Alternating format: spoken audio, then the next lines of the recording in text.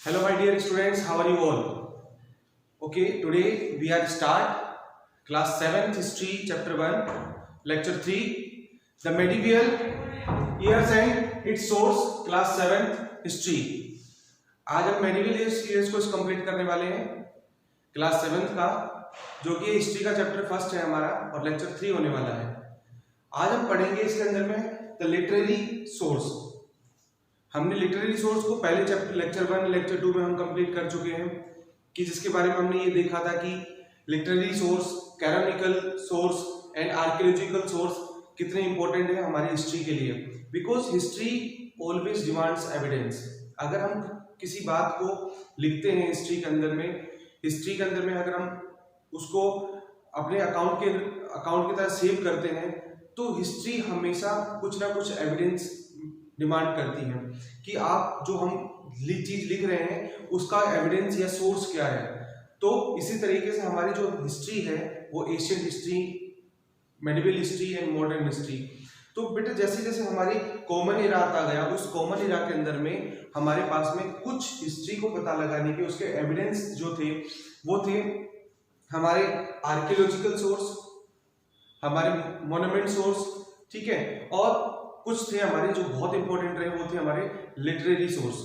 अब वो क्या थे तो उसको आज हम स्टडी करेंगे। तो चलिए स्टार्ट करते हैं हम important literary source of history. अब बेटा लिटरेरी सोर्स होते क्या है? लिटरेरी सोर्स वो सोर्स होते हैं, वो तरीके होते हैं हिस्ट्री के अंदर में जिससे हमें पता चलता है पढ़ करके, जो लिटरेचर के थ्रू जो बहुत महान जो व्यक्ति रहे वो यहाँ पर आए, उन्होंने लिखा भारत के बारे में। तो भारत के अंदर में कई ऐसे व्यक्ति थे जो ऐसे लिटरेरी सोर्स मिलते हैं, उनके लिखे हुए अकाउंट्स मिलते हैं जिसके बारे में हमें हिस्ट्री के बारे में पता चलता है। तो चलिए स्टार्ट करते हैं कैरोनिकल्स।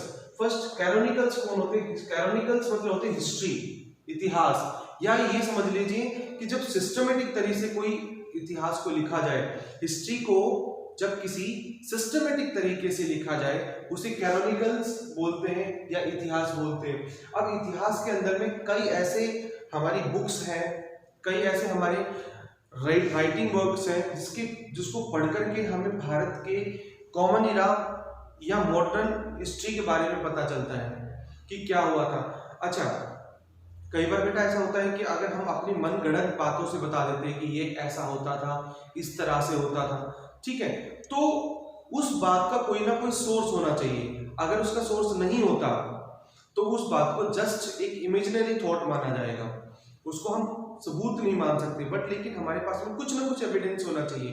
तो ये एविडेंस जो थे ये बहुत सुपर्ब एविडेंस थे जिससे हमें हिस्ट्री के बारे में बहुत कुछ अकाउंट्स के बारे में पता चलता है, हिस्ट्री के अकाउंट्स के बारे में पता चलता है। तो ये क्या थे कैरोनिकल्स?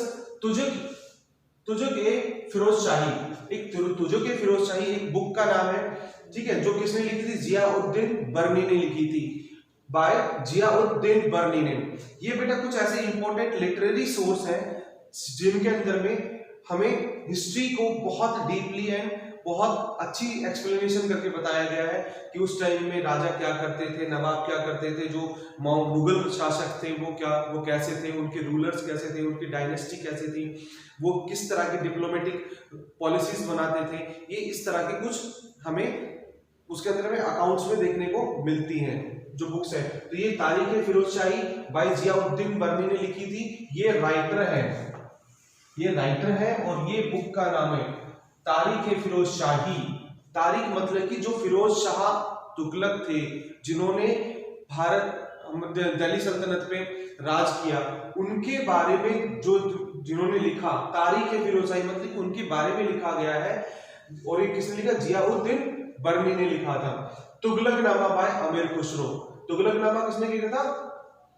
तुगलक वंश आपने पता होगा आपको, ठीक है, मोहम्मद तुगलक। और मोहम्मद तुगलक किसने लिखा था? अमीर खुसरो ने लिखा था। और बेटा इन अमीर खुसरो को एक दूसरे नाम से और बोलते हैं जिसको बोला जाता है तूतीय हिंद। फिर से सुन लीजिए, तूतीय हिंद मतलब कि हिंदुस्तान का तोता। ये अमीर खुसरो एक राइटर थे, इन्होंने बुक लिखी जिनका नाम था तुगलकनामा, और इस तुगलकनामा में जो तुगलक वंश था, जो तुगलक डायनेस्टी थी, उनके बारे में बहुत से अकाउंट्स या उनकी इंफॉर्मेशंस उनके बारे में हमें जानने को मिलती है, जो बुक लिखी थी अमीर खुसरो ने, और इनको जाना जाता है तूतीय हिंद।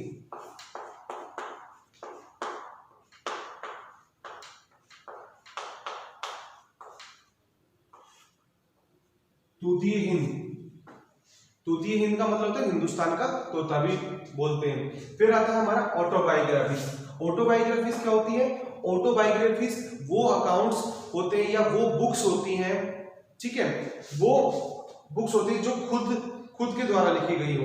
बायोग्राफी का मतलब होता है कि किसी के बारे में किसी और ने लिखा, लेकिन अपने बारे में जब हम खुद लिखते हैं तो उसे बोलते हैं हम ऑटोबायोग्राफीज, ठीक है। तो कुछ ऑटोबायोग्राफीज है जिसके बारे में हमें हिस्ट्री के बारे में इंफॉर्मेशन मिलती है, वो है बाबर्स, तुजुक-ए-बाबरी। ये तुजुक-ए-बाबरी ये एक बुक का नाम है जो खुद बाबर ने ही लिखी थी, ठीक है। फिर आता है जहांगीर, जहांगीर ने लिखी तुजुक-ए-जहांगीरी।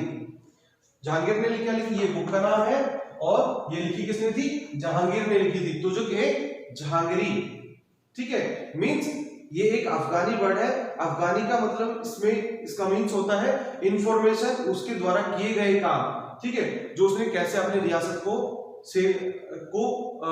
संभाला या उसको चलाया, ये सारा का सारा उसके अंदर में इंफॉर्मेशन है, ठीक है। ये जो हमें तुजुक वर्ड आ रहा है, ये एक फारसी वर्ड है, ठीक है। इसके अंदर में का मतलब होता है जिसके अंदर में हमें अपने बारे में कुछ बातें लिखी गई हो, जो उसने काम किए हो, अच्छे काम किए हो, ठीक है। तुजुक-ए-जहांगीरी, उसका समय। Accounts of foreign travellers. अब बेटा ये हमारे बहुत इंपॉर्टेंट होते हैं, अकाउंट्स ऑफ फॉरेन ट्रेवलर्स।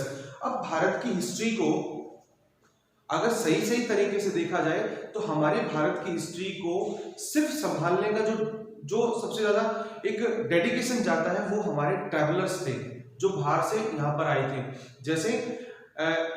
जैसे Ibn Battuta, Pliny, Marco Polo, मैग्नीस, टालमी, ठीक है, फाहियान, हरुसा, ये बहुत से ऐसे ट्रैवलर थे जो यहाँ पर आए और भारत के बारे में लिखा। अब उन्हीं ट्रैवलर के कुछ नेम हमने यहाँ पर लिखे हैं, जैसे फॉरेन ट्रैवलर। अब आप ये कहोगे कि सर हम बाहर के जो लोग यहाँ पर आके पहले तो उन्होंने लिखा क्यों, और फिर उसका अगर उन्होंने लिखा तो हम उनकी बातों पर विश्वास क्यों करें? तो उसके बेटा दो कारण है कि भारत का एक कल्चर, एक ऐसा कल्चर था, एक ऐसी ज्योग्राफिकल ब्यूटीफुल था कि इसके अंदर में सबको इंटरेस्ट था। और भारत की जो फिलॉसफी थी, फिलॉसफी मतलब होता है भारत का जो ज्ञान था, आइडियाज थे, भारत के अंदर में जो एजुकेशन पॉलिसीज थी, एजुकेशन सिस्टम था, यानी उसकी जो एक लिटरेचर था भारत का, वो इतिहास में भी मशहूर था और एट प्रेजेंट भी बहुत ज्यादा फेमस है। तो उस इतिहास को, उस कल्चर को गेन करने के लिए ट्रैवलर्स बाहर से यहाँ पर आते थे, ठीक है। और जब वो यहाँ पर आते थे तो वो भारत के बारे में लिखते थे कि उन्होंने क्या देखा, किस तरह से देखा, ठीक है, उन्होंने किसके राजवंश में उन्होंने जॉब की और उस राजवंश के बारे में उन्होंने लिखा। अब बात आती है दूसरी कि अब हम इन्हीं के बातों पर विश्वास क्यों करें? वो इसलिए क्योंकि जो हमारे खुद के जो ट्रैवलर थे, वो क्या करते थे, उन पे हम इतना भरोसा नहीं करते, क्योंकि वो इन्फ्लुएंस थे, वो दबाव में थे, किसी न किसी दबाव में थे कि अगर हम कुछ गलत लिखते हैं तो राजा हमें पनिशमेंट ना कर दे, अगर हम कुछ गलत लिख देंगे तो राजा हमें इनाम देना बंद कर देगा, उसके बजाय पनिशमेंट दे देगा। तो वो सिर्फ एक इन्फ्लुएंस में रहते थे और सिर्फ एक बटरिंग करने के लिए राजा की जो बातें उसने की नहीं, वही बातें उससे भी ज्यादा बढ़ चढ़ करके वो झूठ लिखते थे, सिर्फ कि वो राजा को इम्प्रेस कर सके। बट जो फॉरेन ट्रैवलर थे वो ऐसा बिल्कुल भी नहीं करते थे, क्योंकि उन्हें जो दिखता था, जो लगता था, वो ही लिखते थे, और वो राजाओं के, नवाबों के, मुगलों के, उनके सभी इन्फ्लुएंस से बिल्कुल दूर थे। तो वो क्या थे? एक work by the Ibn Battuta. Ibn Battuta एक ट्रैवलर थे जो मोरक्को से आए थे, ठीक है। और इन्होंने क्या लिखा था? इन्होंने, ये मोरक्को से आए थे, याद रखना मोरक्को, और इन्होंने बुक लिखी थी रिहाला। ठीक है, जिसके बारे में इंडिया के सिस्टमेटिक तरीके जो उन्होंने उस टाइम के जो मुगल शासक थे उनके बारे में उन्होंने लिखा।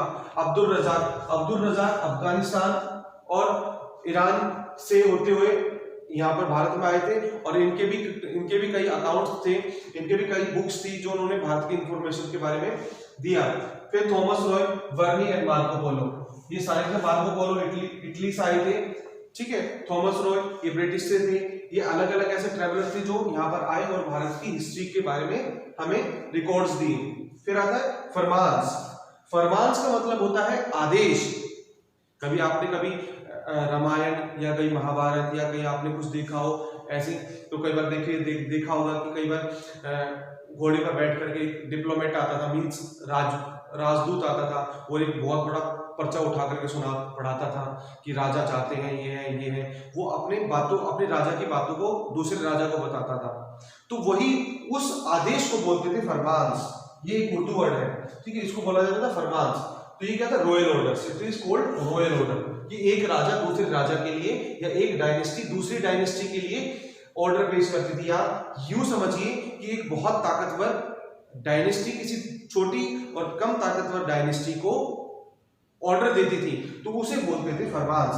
The royal orders issued by the different rulers, कि डिफरेंट रूलर्स के थ्रू ऑर्डर्स पास किए गए थे। वो ऑर्डर अगर हम आज पढ़ते हैं तो हमें पता चलता है कि जो ऊंचे और पावरफुल जो राजवंश थे वो किस तरह से छोटे राजा पे और डायनेस्टी पर राज किया करते थे, अपने फरमान्स या आदेश या ऑर्डर बोल दीजिए वो कैसे सुनाते थे, ठीक है। फिर आता है folk orders, dramas and stories. कुछ फ्लोक ऑर्डर्स, ड्रामास और स्टोरीज के बारे में हमें इतिहास के बारे में पता चलता है। जैसे कि अगर आपने कभी सोमदेव में एक सोमदेव राइटर थे, उन्होंने लिखा कथा सरिता सागर। उन्होंने एक बुक लिखी थी कथा सरित सागर, ये ना उनकी बुक का नाम था। कथा सरित सागर उनकी बुक का नाम था। एंड उन्होंने दूसरी एक स्टोरी लिखी, उनका नाम था बृहत कथा सागर, कथा